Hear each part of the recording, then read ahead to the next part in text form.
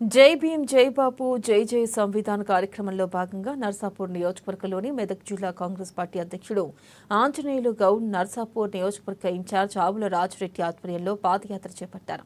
నియోజకవర్గంలోని హత్నూరా, దేవులపల్లి, దౌలతాబాద్ తదితర గ్రామాల్లో పాదయాత్ర సాగింది. ఇక కేంద్ర ప్రభుత్వం చేపడుతున్న రాజ్యాంగ వ్యతిరేక విధానాలకు వ్యతిరేకంగా ఈ పాదయాత్ర చేపడుతున్నట్లు జిల్లా కాంగ్రెస్ పార్టీ అధ్యక్షులు ఆంజనేయులు గౌడ్ అన్నారు.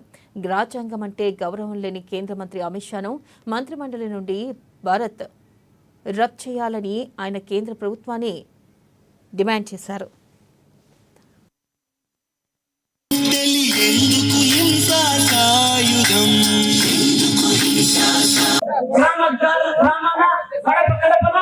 రాజ్యాంగం రాసిన బాబాసాహెబ్ అంబేద్కర్ విమర్శిస్తే చూస్తూ ఊరుకుందామా లేక తిరగబెడతామా అని చెప్పడానికి కోసానికి ఇక్కడ మేమందరం కూడా రావడం జరిగింది.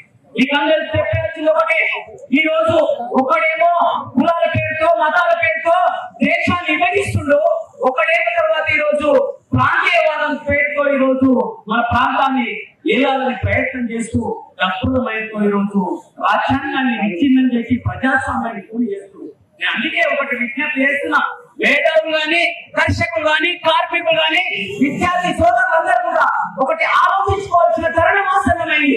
మన రాజ్యాంగాన్ని రక్షించుకోవాల్సిన అవసరం అయింది.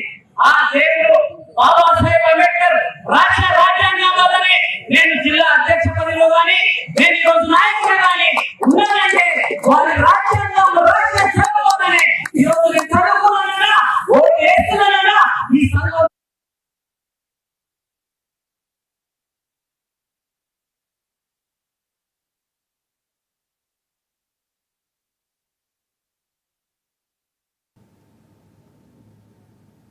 ఏవే బులెటిన్ అప్డేట్స్ మరిన్ని అప్డేట్స్ తో మళ్ళీ కలుసుకుందాం. Keep watching ANN.